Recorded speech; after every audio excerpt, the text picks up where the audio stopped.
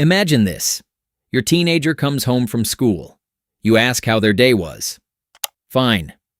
You ask another question. Good. Conversation over. But 10 minutes later, you hear them talking in their room, laughing, sharing stories, opening up, telling someone things they would never tell you.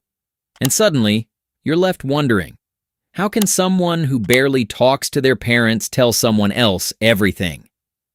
Are teenagers naturally secretive? Are they pulling away? Are they hiding something? Or could it be that trust has almost nothing to do with what parents say, and everything to do with what teenagers feel? Because here's the strange part. Some parents seem to earn extraordinary trust from their teenagers without endless conversations, without constant advice, without lectures, without saying much at all. So what are they doing differently? Stay with me, because in this video, you'll discover the 3 hidden psychological factors that quietly determine whether your teenager moves closer to you or slowly starts pulling away. The first influences whether your teenager feels safe enough to tell you the truth. The second explains why many teenagers stop opening up without their parents ever realizing it. And the third is so subtle that most parents never notice it. Yet it can shape trust for years. The surprising part? None of these factors have anything to do with having better arguments, better rules, or better advice. Yet they influence trust more than almost anything else. And once you understand them, you'll begin to see why some teenagers voluntarily share their lives with their parents, while others keep everything behind a closed door. Most parents believe trust is built through communication. More talks, more explanations, more advice, more guidance. But developmental psychology suggests something very different. Trust isn't primarily built through words. Trust is built through emotional experiences. Researchers have repeatedly found that teenagers open up most to people who make them feel emotionally safe. Not controlled, not judged, not managed, safe. And every interaction sends a signal. Because your teenager's brain is constantly asking one silent question.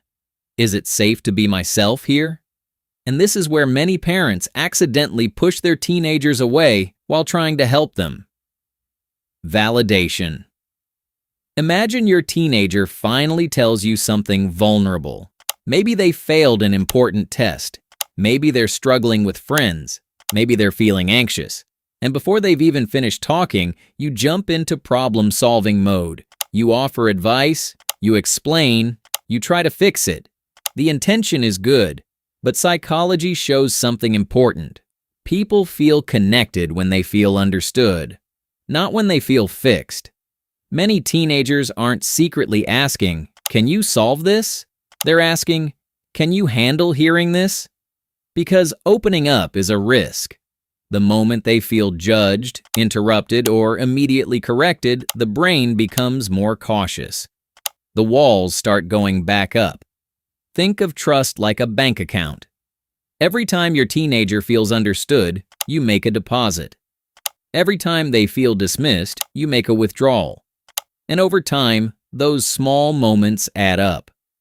That's why the most trusted parents often do something surprisingly simple. They listen longer. They react less. They stay curious. And without saying much at all, they communicate, "You are safe with me." But emotional safety is only part of the story. Because the second factor is one of the biggest reasons teenagers stop sharing their lives. During adolescence, something remarkable happens. Your teenager isn't simply getting older. They're becoming their own person. Psychologists call this individuation, the process of developing an independent identity. And naturally, that creates a need for more freedom, more responsibility, more ownership over their decisions. But here's what often happens. The more worried parents become, the more they tighten control. More checking, more monitoring, more questioning, more involvement. The problem? Research has consistently identified autonomy as one of the strongest psychological needs during adolescence. Every time a parent unnecessarily takes control of something a teenager could reasonably handle themselves, an invisible message is sent. Not verbally, emotionally. The message is, I don't fully trust you. And when people feel distrusted, they become more protective, not more open. Imagine working for a boss who questioned every decision you made. Eventually, you'd stop sharing ideas. Teenagers often do exactly the same thing. Trust grows when responsibility grows, not when control grows. But what comes next may be the most powerful factor of all, because trust is often lost in moments parents barely notice. Experience. Seriously. Think about how often adults unintentionally dismiss teenage problems. A friendship conflict, a breakup, being excluded, feeling embarrassed. To adults, these things can seem small, but neuroscience tells a very different story. Research shows that social rejection activates many of the same pain processing regions of the brain as physical pain. For teenagers, belonging matters deeply. Their brains are wired to care. And this is where trust is either built or broken. When a teenager says, "My friends ignored me today," and the response is, "It's not a big deal," the message they often receive is, "You don't understand me." But when they hear, "That sounds really difficult," something changes. They feel seen. And people trust those who make them feel seen, not those who constantly make them feel corrected. Respect doesn't mean agreeing with everything. It means taking someone's experience seriously, even when it's different from your own. Now here's the hidden truth behind everything we've discussed. Trust is rarely built during the big conversations. It's built during ordinary moments, the drive to practice, the walk with the dog, the trip to the grocery store, the random conversation before bed. Research on relationships has shown for decades that strong bonds are built through thousands of small moments of responsiveness. Not perfect parenting, not perfect advice, small moments, repeated consistently.